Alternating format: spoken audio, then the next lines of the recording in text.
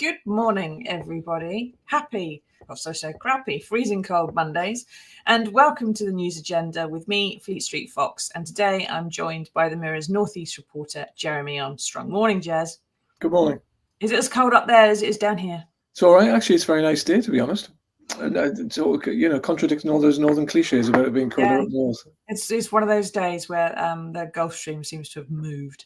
Now, this is the People's Paper Review, so get into the comments, ask us your questions. We'll do our best to answer them for you. Those of you listening on podcast will just have to pile on the blankets and hope spring is around the corner, only a few more weeks. So what have we got for you today? Well, the Mirror has splashed on reports of 1,600 crimes having been reported linked to the OnlyFans home porn streaming site over the past 5 years, just as the government is launching a crackdown on web-based crimes. Now, speaking of which, thanks no doubt to Jeremy's impeccable Northeast contacts, he has a story in the paper today on page 16 about slightly different online crimes, but there's an awful lot of similarities, I would think, probably in terms of the background about this. In this case, it's been directed at the Newcastle United midfielder, Joe Willock. Jeremy, it says here in the paper, this is so serious police have been called in. Can you take us through it? What's happened to him? Yeah, the police have confirmed today that they're investigating the issue which was raised first on Saturday night. So I was at the game on Saturday. Joe Willock had a chance when it was 1-1, which he kind of fluffed, basically. He missed it very close to goal, and obviously that would have put them 2-1 up. And the racial abuse on Instagram was basically referencing that miss in inverted commas. He posted it publicly in order to highlight what had happened, and was basically stating this is the kind of thing which players face even now, which many of the fans found extraordinary, really, that it was still happening in this day and age. And it is now being investigated by Northumbria Police. The Premier League have indicated that they will act if it turns out to be a fan who was in the stadium.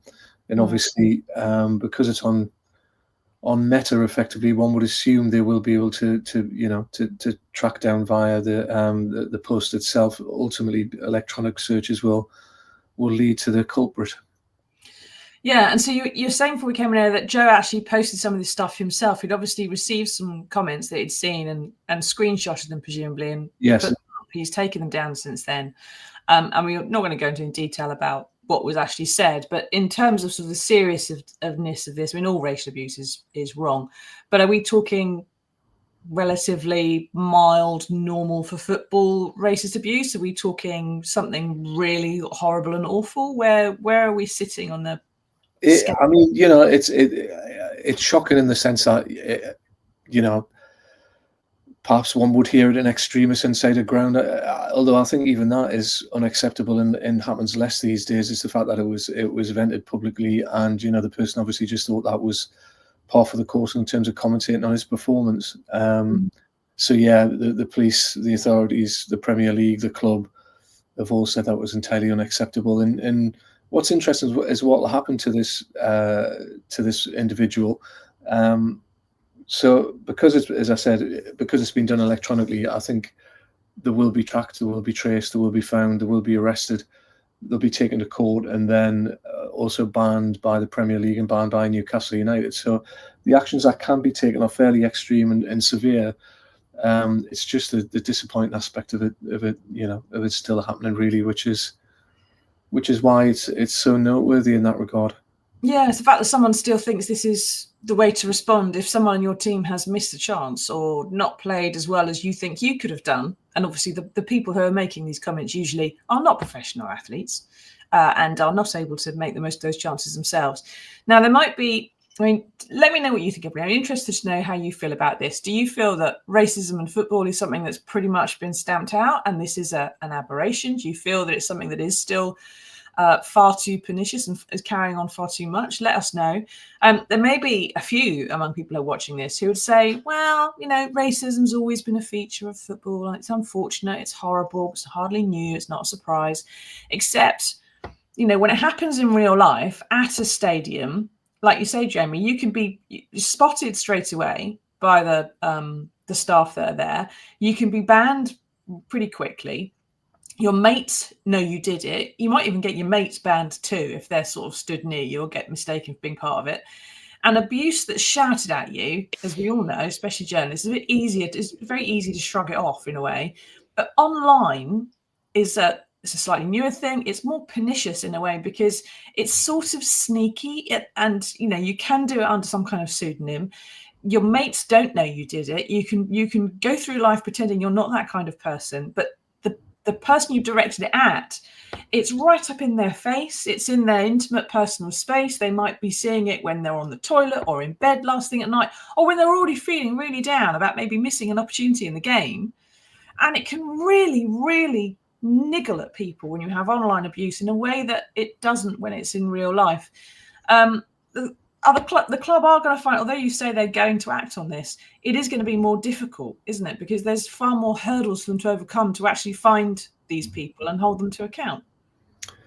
Yeah, I mean, obviously one relies upon Meta and the cooperation of the huge media giants these days in order to provide information. But I think that's a given now in this context, isn't it? Really, you're right in the sense that it's easier when they're in the ground. But I think it is now widely seen as being unacceptable and criminal. Actually, it is criminal in this context. So I think the ability to track down electronically is easier these days. The only problem one has, I suppose, is that you don't have to register, do you? That's one of the big debates about about online forums, whether it's Instagram or Twitter or Facebook, that you can unfortunately set up sites, and if you're not identified, it can be more difficult.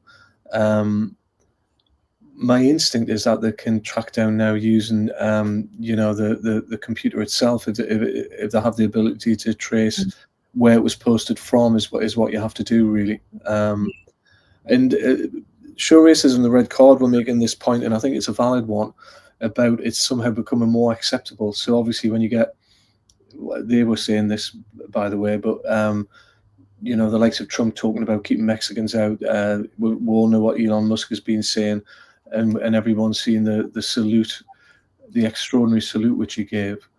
Show Racism, the Red Card, was saying, and he set it up almost 30 years ago now, that this is probably, in his experience, the worst time for these kind of keyboard warriors, because that kind of validity almost which has been given to those opinions by the expressions on social media of the world's richest man and Donald Trump, the lines get blurred, don't they? The lines get blurred between exactly.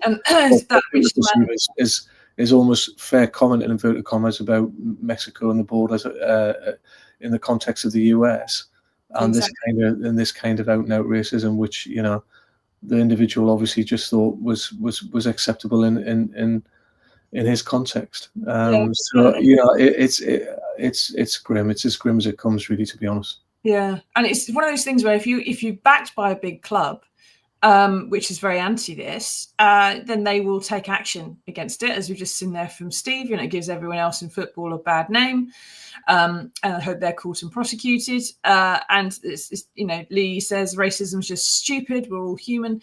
But if that person who did that to Joe is also just is naturally just feeling those feelings about other people in his life or in his world, is saying it to other people maybe, or just treating people differently, even if he doesn't actually say it out loud, then that's the kind of thing that perhaps your average Joe, who isn't a midfielder, is going to find a lot more difficult to deal with or have stopped. And like you say, you've got these big voices now on the world stage whose very rhetoric is kind of leading people to think, well, we can start thinking and saying some of this stuff again, the kind of stuff that wasn't said out loud, since you and I were kids, really, Jeremy.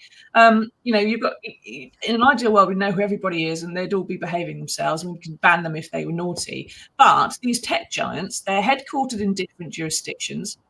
They have share prices and political supporters that all rely and want to talk about freedom of speech, and that has to supersede everything else, and the public support for that.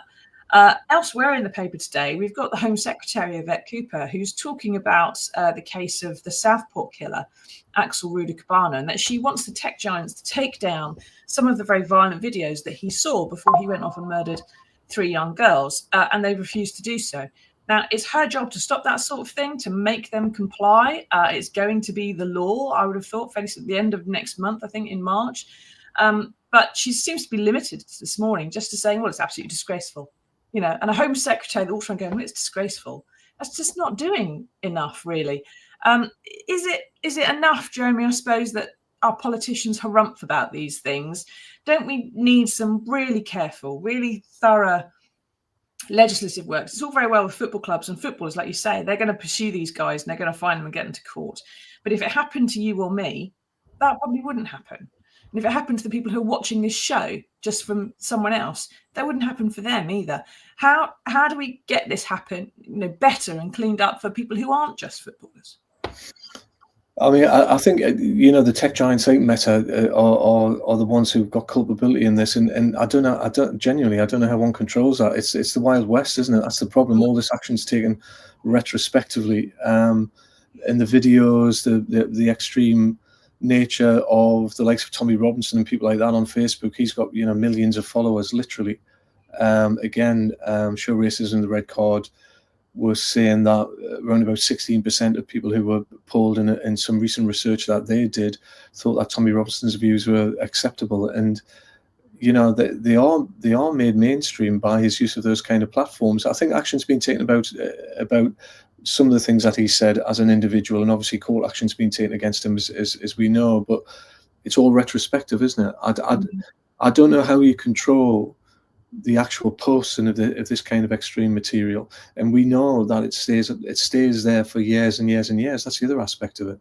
Yeah. Once it's actually been given the oxygen of publicity through these public forums, and I think unless they introduce registration for sites, proper registration, proper checks, checks done on people's age, checks done on people's addresses, unless they start doing that and give some sort of accountability, it'll stay like this because people think they can get away with it. Obviously, if you've got an anonymous account, if this has come from an anonymous account on Instagram, if it transpires that the individual hasn't given any kind of details, then obviously that is going to be really, really difficult to detect, isn't it? I think there is a means by which they can trace geographically where it's come from, specifically, i.e., I think they can trace an address. And that's obviously how they would rely on that information in order to track this individual down. So there is a bit more of an ability there, I suppose. Yeah. But if you look at the broad sweep, because of the nature of these sites, because of the literally billions of people who are engaged in writing messages every second of every day, how do you police that? I don't know what the answer is actually. No, and but fundamentally it boils down to thoughts in people's heads. And who puts those thoughts in there and who sort of what filters them. And I suppose it's like when you said right at the start, Jeremy, that, football in grounds you just don't hear anymore. It's become unacceptable. Footballing grounds. Racism in football grounds has become unacceptable, and it's frowned upon by everybody that is there. And so that's why it tends not to happen quite so much as it did. I think maybe that's what it is. It's about social unacceptability, that when all of us hear it or see it, that we call it out and say, no, that's not okay. And that we, that's the way that people realize that there's stuff that you just don't say. And it's manners more than anything else. Rudeness and being horrible to other people. We should probably just try not to be doing that. Now, thank you for that. Now, for our main story today, we could have talked about Donald Trump's trade wars, except it's a bit boring. It's all going to be very expensive, very arguey. It's going to end badly. And what's the point? We know all that already. Instead, because it's much more interesting, although legally much more difficult, we're going to discuss the latest revelations from a batch of court papers that were released about Prince Andrew, the Duke of York, and his friendship with an alleged Chinese spy called Yang Tengbo. Now, we need to make it clear, Yang says he was a businessman, not a spy. He was deported for being a spy, and he argued that case. That's what these papers are from, that case. Andrew says he never knew what one of his previous friends, the paedophile financier Jeffrey Epstein, was up to, and he never benefited from his sex trafficking operation. though he did choose to settle out of court with one of its victims, who he still claims that he never met. Now, Jeremy, these are files that were produced for the Immigration Tribunal when Yang was thrown out of the country. Can you take us through this a bit? What does this latest instalment have to say? It's basically confirming that Yang was in contact with the Chinese ambassador in London, and TD, as he was called, i.e. the Duke, that was his code name, was referred to as a very important, quote, communication channel. The thing about this story is that obviously it's only just emerged, this relationship, but it actually began in 2013. So it does really beg the question as to what information has been accessed in the course of that very long relationship. Once talking about 8 years, it was finally exposed in 2021. So it's an awful long time, and the key questions, I guess, are when one talks about a key communication channel, what was the Duke saying? What information was he given? How naive was he really in terms of what he told them about the government, about his own relationship with the government, about trade and all of that? It's quite an extraordinary story, isn't it? I mean, to think that you could be naive enough really to be seen in that way, to be given access to China with their long history of trying to get into different countries in terms of communications, in terms of listening in on all sorts of information, which is why obviously Trump has banned TikTok in the States. That's the argument, isn't it? That they gain access via these electronic means to people's information and personal data, really. So that's what's fascinating about it. It's come through the official channel of these papers, which were prepared for the tribunal when he was kicked out of the country. And there are many questions there which I just don't think will ever be answered, to be honest. Yeah, there was there's so much going on with this story. It's difficult to limit it. But I mean, what was actually been said is that this Yang Tenbo said that Andrew was a valuable communication channel. Now, that makes you wonder, well, who is he communicating with? Which way was the communication going, outwards or inwards or both? What was it they were communicating? And what was the value that you put in that communication? Because, I mean, I'm imagining that there's nothing really that Prince Andrew could say or do that would be valuable to me, except possibly for giving me stories about stuff that Prince Andrew's been up to, right? There's not much else that he could do for the average Joe, you would have thought. So what was it that he was doing for this Yang Tenbo? What was the communication about? I mean, I suppose Prince Andrew would probably say it's some kind of business talk or putting businesses together with other businesses and facilitating things. But okay, but was there a kickback? Was there any kind of recompense for that kind of effort and the communication and the stuff he was setting up? Was it all just done out of the goodness of his heart? What do you think, everybody? Please try and remember some of the legal caveats. But what do you think about all this? Do you think this smells bad? Do you think that Andrew's just being the victim of, constant source of leaks, and this needs to be somehow made to stop? One of the reasons I want to talk about this today is that it's just this sort of Andrew sleaze story, I suppose, it's just not going away. It's a massive thing. And there's all these little dribs and drabs. They keep coming out to give it more and more legs. Now we have Prince Andrew's mate, someone who's working for him, telling this Chinese businessman who is later accused of spying how great he is, how much Andrew values him. The businessman's plainly exploiting Andrew in some way as a way of getting some kind of message out to somebody, out to his contacts. We don't really know who all Andrew's contacts were. And over the weekend, Jeremy, there were revelations back on Epstein again, another part of this story, that Andrew had shared emails with Epstein weeks after he met him in New York, according to him, his version of events, after he told the BBC that he said to him, well, we can't be friends anymore. Can't see you anymore. You're now a convicted paedophile. It's all off, son. And his email sent several weeks later said, well, let's play again soon. There's two things about this that I have to ask. The first one is, I suppose, Jeremy, just from a journalist point of view, how could Andrew make this stuff stop? Because he can't be enjoying it. I suppose he's tried to, hasn't he? When you think about the payments which have been made to key witnesses, I mean, again, you just question judgment, don't you? Really, in this context, in both of them, both with the Chinese spy and particularly with Epstein, I think.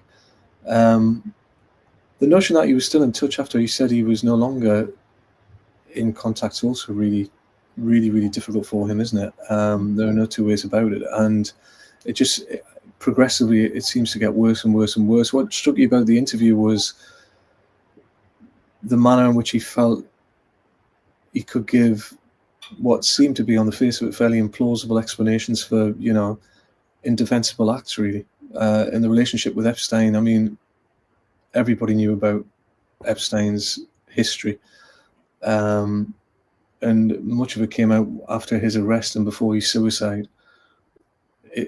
The sort of myriad issues there which are raised about judgment and raised about accessing exactly what Epstein was after when you analyse it. Why was he sort of nurturing this friendship with Prince Andrew, were it not for business and financial benefit? Ultimately, it's the same question in the context of the Chinese spy, isn't it? One would assume what they're seeking is access to people which they wouldn't get without Andrew, so he's a conduit to that. Yeah, and that's the next question. It's kind of, where has it led to? Where has Andrew, taken this chap in terms of access to people in meetings and all that sort of thing, which he would never get at, he would never be able to, make happen without his assistance. I guess that's what it's all about, isn't it? Exactly. And what what kind of exchange has taken place, if any at all, we don't know.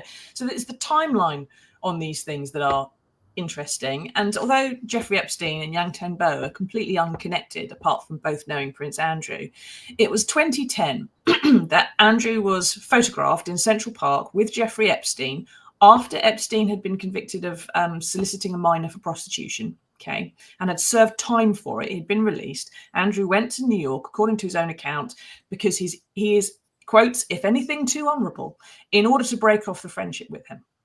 A few weeks later, he sent his email saying, let's play again soon. A year later, 2011, when all the pictures came out, it was not quite a year, it was a few months later, Andrew was forced out as UK trade envoy, right? You're no longer representing Britain on the world stage. You're no longer trying to put businesses together with other businesses. And then a year after that, in 2012, he met this Yang Tenbo. 2015, he was named in court papers as being linked to the Jeffrey Epstein scandal. And it was 2019 before he publicly addressed those crimes of Epstein, said he was appalled by them, stepped back from royal duties. A year after that, he invited Yang Tenbo to his 60th birthday party in 2020. In 2021, he was finally sued, and then 2022, he stopped talking to Yang Tenbo because he'd been warned off by the security services. And then a bit after that, we had the settlement with Virginia Giuffre over the trafficking allegations, and he stepped back from public life. That was 3 years ago, and it's still rumbling on. I mean, in terms of how to handle a scandal, it is the worst possible example. It's going to be PR degrees run on this for years to come. And one of the reasons I wanted to talk about it really is it's just not going away. So the second question, Wes says, if he's a businessman, then it's insider trading, not spying. I don't know about that. I think insider trading is also a crime. Steve says there's no problem with him, I think, to Andrew, having free accommodation, but it should be in a prison cell. Some of this stuff is legally just skirting close to the edge here. I don't think we quite know what Andrew may be accused of having committed any crimes. I haven't heard of any yet, so let's play it safely. But the second question, Jeremy, really, this email that we saw over the weekend, let's play again soon. Now, you might be able to answer this. Two men in their 50s having a communication on email, right? Let's play again soon. What do they play at? Is it that Andrew is trying to get him on the Buckingham Palace five-a-side team? Is it that he wants to play online Scrabble? Maybe, because he can't meet him in person anymore. Is it Minecraft? Is he just saying something? I suppose what Andrew might say is, I was saying something to Epstein. Yeah, we'll talk again soon. We'll play. Yeah, we'll work about whatever it might be.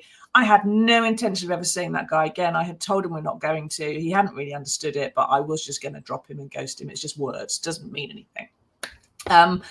Do you think it had no deeper meaning than that? Or do you think, I mean, I don't know. What do you email your mates about? And do you ever suggest playing at things with them? It would be five-a-side in my context, but with him, play's got a lot of different connotations, hasn't it, really? Particularly given the pictures which have emerged, the two of them together in New York and what they were doing there. So with Epstein, let's be candid, play's got many different possibilities, hasn't it, really?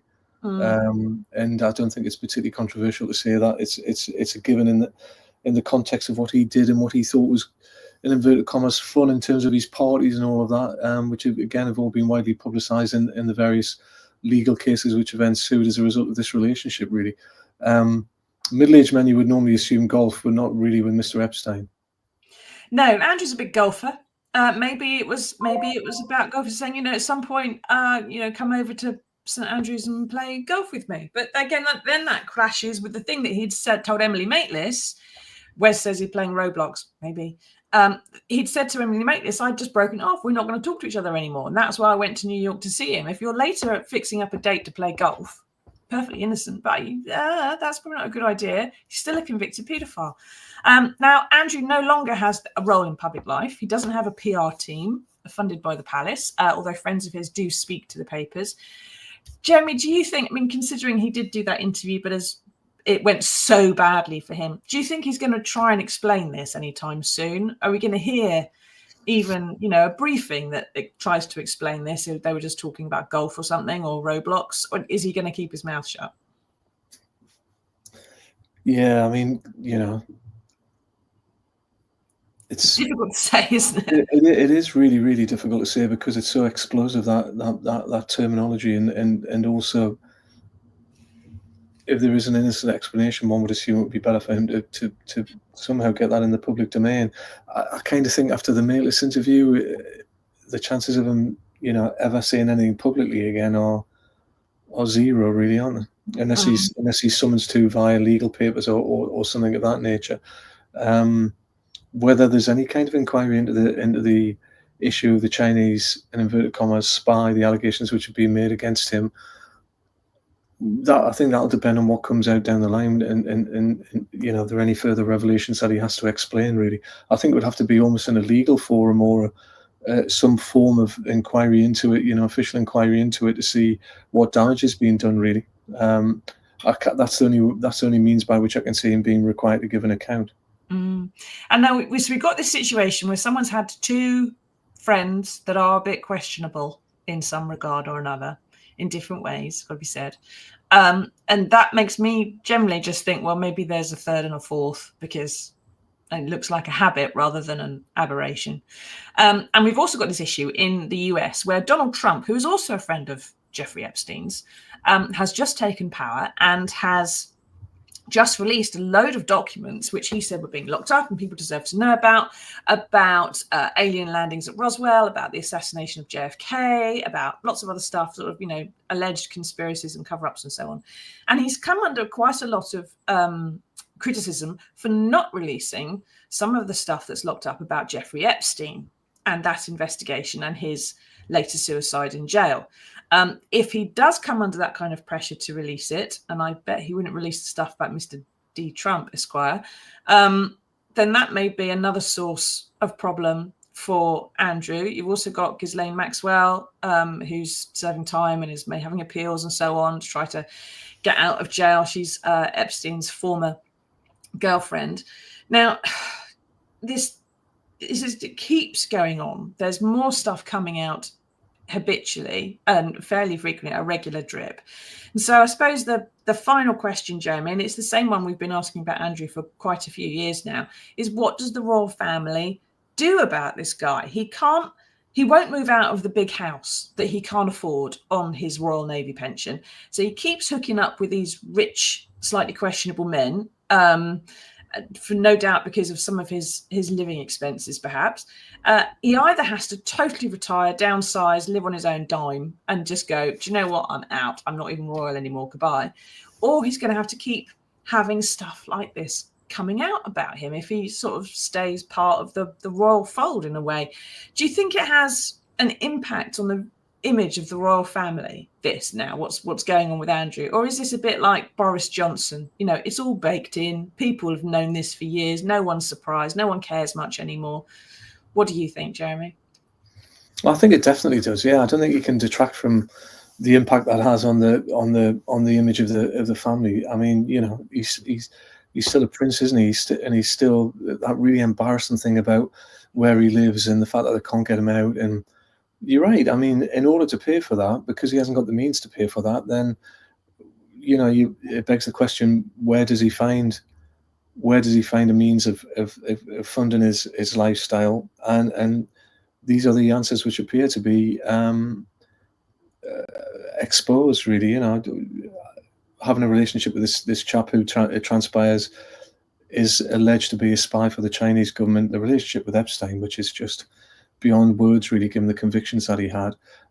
All of that is really sort of terrible, isn't it, for the image of the royal family? There's no two ways about it. And you in order to draw a line under it, I think they've got to try and find a solution to this thing about where he lives and how that's funded, really. It just seems extraordinary. I mean, I know they can't boot him out. I know that's difficult, isn't it? But it seems extraordinary after all these years that he's still there, to be honest.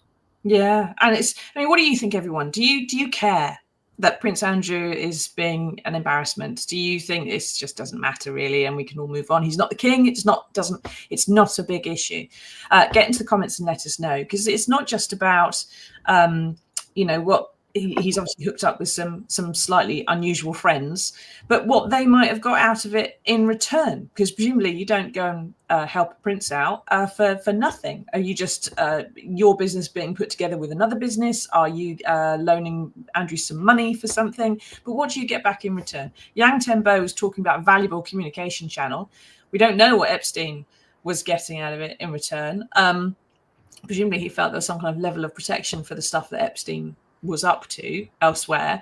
But when the stuff about Yang Tenbo first came out, Andrew was asked by King Charles, I think, to give some reassurances about his sources of funding, and he just said, "Oh, it's all fine." And there was a briefing from the palace that said that we can't look into Andrew's finances. He's a private individual. It's like we have to just ask him the question, and he says it's fine. So we have to just accept that it's fine. But some of this stuff, if he's communicating with or putting these people in contact with other members of the royal family, with potentially the king, with potentially courtiers, with potentially people that he's somehow part of, you can only get to via a member of the royal family, that's when things start getting really sticky. And there could be really big problems for the royal family down the road if more and more of this stuff keeps coming out. And I'll bet my house, all right, that by the end of, 3rd of February? Right, by the end of the month, there'll be another Andrew story in the papers. And it won't be a good one. It won't be Prince Andrew's raised a load of money for charity, right? There'll be something else. And it will go on like that, I think, until we actually get to the bottom of it. Because there's one thing that I know as a journalist, Jeremy, is that the truth always comes out in the end. You can hide it, you can deny it, you can lie on it for as long as you like, but it will eventually find its way out, even if it's after your own death. So you might as well just cough, really. Whatever it was, tell the truth, and at least you get a brownie point for that. But we have to see where Prince Andrew lands on that one, don't we? I think he's probably going the other way. Right, we have managed to find some good news in the world for you, and here it is.